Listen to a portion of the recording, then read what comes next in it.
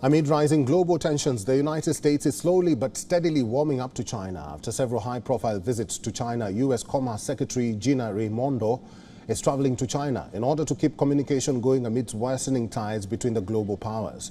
Raimondo has landed in Beijing late on Sunday, kicking off a 4-day trip.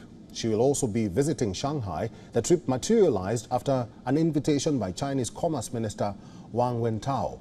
U.S. and China continue to look at their relationship with skepticism. As per sources, both the countries are expected to discuss the following concerns: raise the issue of raids on American consultancy firms. Earlier this year, Chinese authorities raided the offices of Mintz Group in Beijing and Bain and Company in Shanghai. The secretary will also touch upon Chinese market access for American companies during her visit. China's new anti-espionage law will also be a major concern for Raimondo, as it puts aspersions on the smooth functioning of U.S. companies in the country.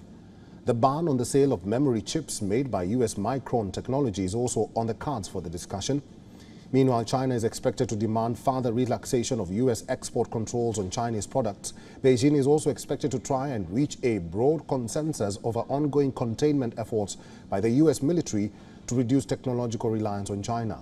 In order to cozy up to Beijing before the meeting, U.S. has confirmed a series of measures to relax trade restrictions. These relaxations contradict the U.S. president's announcement just weeks ago. Earlier, on the 10th of August, President Joe Biden announced new restrictions on investments into Chinese technology companies.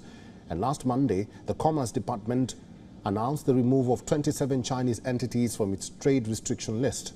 The Commerce Secretary's visit comes at a time when weak exports and a fall in industrial production and employment hit China.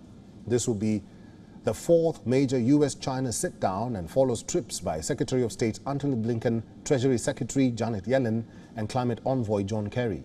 Earlier in July, Janet Yellen said, and I quote, "We know that a decoupling of the world's two largest economies would be disastrous for both countries and destabilizing for the world, and it would be virtually impossible to undertake."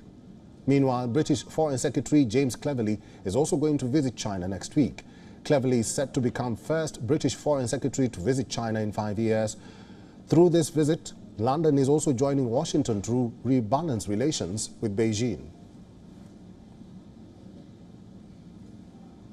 WION is now available in your country. Download the app now and get all the news on the move.